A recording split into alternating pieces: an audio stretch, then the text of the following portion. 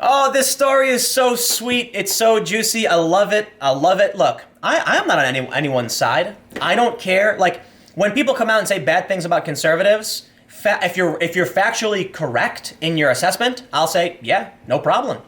If you come out and you say, this is my personal opinion, here's why, I'll say, don't care. Yeah, by all means. And I'm willing to agree. There's a lot of people on the right who do bad things. I think a reasonable person would. However, too often the media doesn't call it the left for their nonsense. So as someone who's lived his entire life on the left, yeah, I like calling these people out. But this is a great story. Kavanaugh joins liberals to protect pro-Planned Parenthood ruling. Oh, it's just so great. You know why? Kavanaugh is the conservative guy that all the conservatives wanted.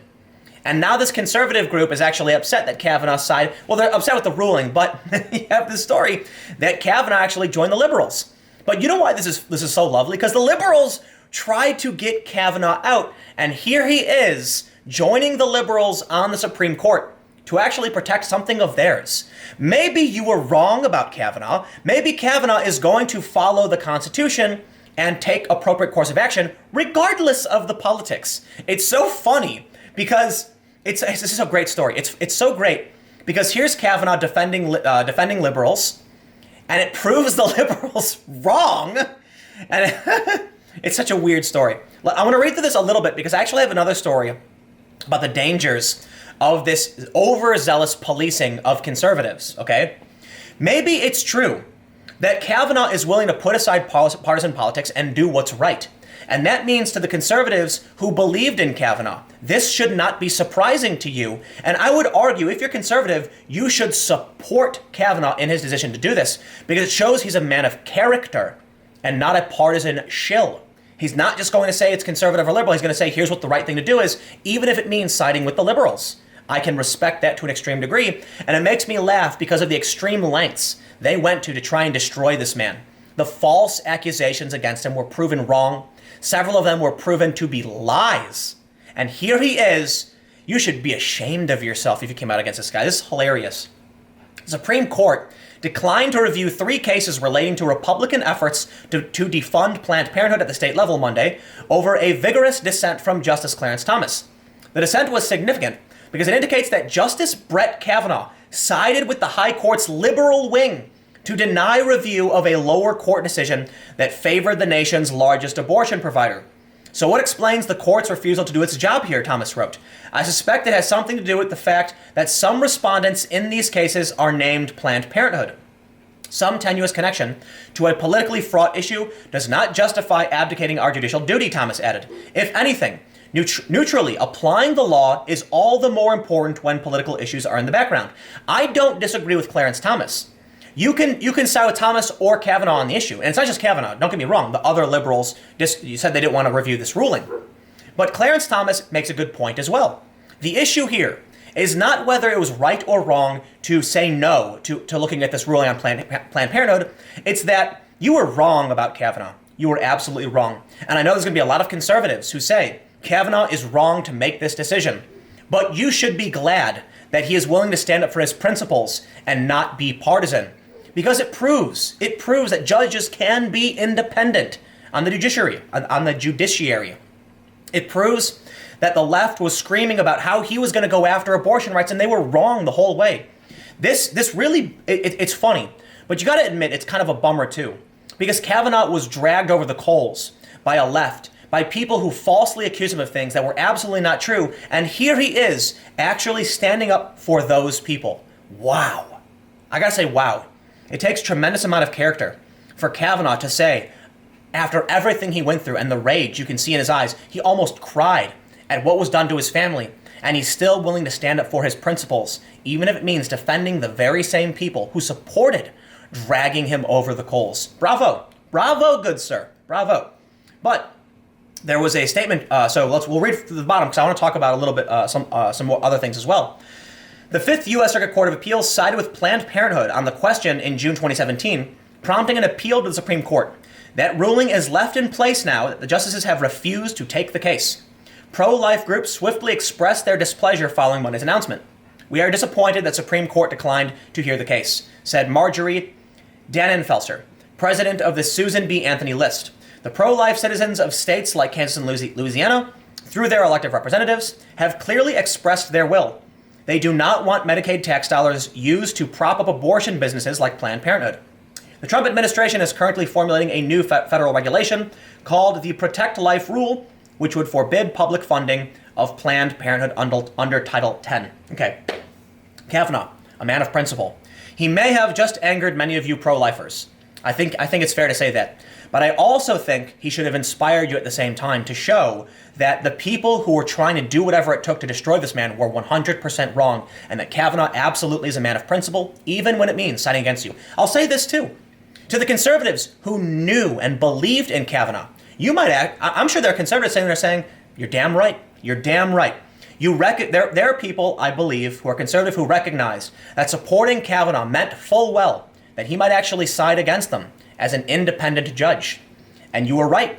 You were absolutely right. He was, and he proved himself right. It's a very interesting story. I think it's fantastic. But there's a reason why I want to transition to another story. These activists are doing whatever they can because they believe that people like Kavanaugh are just so evil that you must take them out by any means necessary. And that really is terrifying. And I really do mean they think this because some groups call themselves by any means necessary. Now, we're going to jump across the pond for this one. But the next story from a couple days ago, Zuckerberg must end far-right's fundraising on Facebook. Tom Watson, Labor's deputy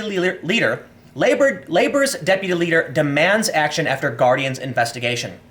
It has become terrifying because you can see that Kavanaugh actually was a man of principle. You might disagree with his decision here, but you absolutely have to recognize that he is a man of his word, that he will be independent, and he will weigh things based not on politics, but on his own personal, on what he believes is the right thing to do. What happens then when you see politicians saying Facebook should censor conservatives, should censor people who are far right because they fundraise on your platform? They think these people are so evil they will do whatever it takes, and this is terrifying. When you see a story like that about Kavanaugh, you realize that whether or not you want to allow people to fundraise or not, there are certainly people who are conservative who are principled to a very great degree, who will defy your expectations. But these calls to shut people on the right down this proves you wrong. This proves these people wrong. The deputy, and again, this is the UK, so there's a difference here, but it's a cultural issue. The deputy Labor leader Tom Watson has demanded that Facebook's Mark Zuckerberg never again allows far-right activists to fundraise on the network, criticizing him for having a contempt for social responsibility. A Guardian investigation on Friday found that the hidden global network of U.S. think tanks, right-wing Australians, and Russian trolls were providing financial, political, and moral support to Tommy Robinson, who has more than 1 million followers on Facebook, his main social network after Twitter suspended him for claiming Islam. He made a claim that I can't say because I might get banned too.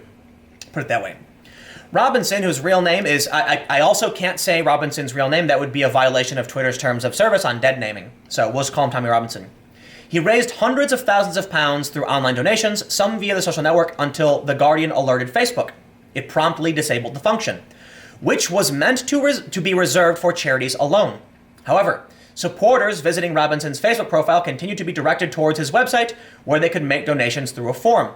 And is Tommy Robinson breaking the law? Look, I really, really don't like Tommy Robinson's politics. I don't like some of the things he's done, and I've called him out for it. And that's fine. But Tommy, and you can disagree with me by all means. Tommy Robinson may be, of all the right-wing personalities, free speech guys, he's probably the one that I actually I dislike the most. Okay? I really, really do not like Tommy Robinson. But I'm not going to ever advocate that his legal behaviors be curtailed. I would never advocate for the things that they've done to this guy. It's terrifying. Even Majid Nawaz, who doesn't like Tommy Robinson either, stood up in his defense, because you have to recognize that things being done to him are terrifying breaches of abuses of government power. For an actor of the government to come out and say he shouldn't be allowed to engage in legal activity is truly, truly terrifying. Never should a government be allowed to strip the rights of its citizens from engaging in legal behaviors. That's crazy. You can't say that political activity is allowed except for this one person. He's not breaking the law with fundraising. He's not breaking the law with speaking. He may have broken the law in some instances. He's been arrested for it, for sure. But you can tell they really don't like this guy. Look, I will say it again. I do not like do not like Tommy Robinson. However, I'm not crazy. I would never advocate for the government to do things like the things they've done to this guy truly are scary. And you know why I would defend Tommy Robinson from things like this? Because I am someone on the left who can learn. And what do I mean by that? It means as soon as they get rid of him, they come for the next person. We have a famous poem about it that everyone likes to recite on the left when they accuse everyone else of being a Nazi, saying first they came for the communists and the trade unions. Yeah, first they came for people like Tommy Robinson. Look, I'm not here to equate the World War II nonsense. I'm here to point out plain and simple. When you allow the government to pressure Facebook to remove someone's legal activity, they'll do it to you in a heartbeat. So as much as I do not like Tommy Robinson, I will also stand up for him when he's engaging in legal speech and advocating for things that are entirely legal, plain and simple. And then I get chewed out by the left. The left chews me out all day and night because I'll defend his right to express his opinion, to fundraise, and to have a livelihood based off what he believes in. If Tommy Robinson goes out and starts punching random people in the face, I'll call him out in 2 seconds. I've called him out in the past. I got a channel strike because a bunch of activists falsely flagged the video. Don't know who or why. They did, and it took 2 months to get resolved. Yup. However, at the same time, as much as I can express my opinion on the man, I think it's terrifying when they do this. Now, to relate the two, the point I'm trying to bring up is Kavanaugh was smeared in the media, and activists went out, banged down doors, and demanded he be removed because of lies about him. And it turned out he actually just defended them. Talk about principles. Talk about willing to be impartial. Goddamn, Brett Kavanaugh. Then you look at someone like Tommy Robinson and the lies presented about him all the time. Now, don't get me wrong. There's certainly things I'd criticize Tommy for, absolutely. But lie after lie after lie. And then they try and go after legal activity, and they do the same thing for people like Sargon. These people are not perfect. Sargon is not perfect by no means. He's made many mistakes, so has Tommy Robinson. And I think they would acknowledge that. But it doesn't mean you have a right to be unfair to these people, to lie about them, to smear them, and by any means necessary try to end them. That's where it gets truly terrifying. So you know what? The more the crazies try to pressure Facebook into shutting down someone's legal activity, who's not even violating their terms of service, the more they try to shut down someone like Brett Kavanaugh, who is even still willing to defend them, that's when I say these people are out of control, plain and simple. I don't know. I'm going to get out of here. Thanks for hanging out.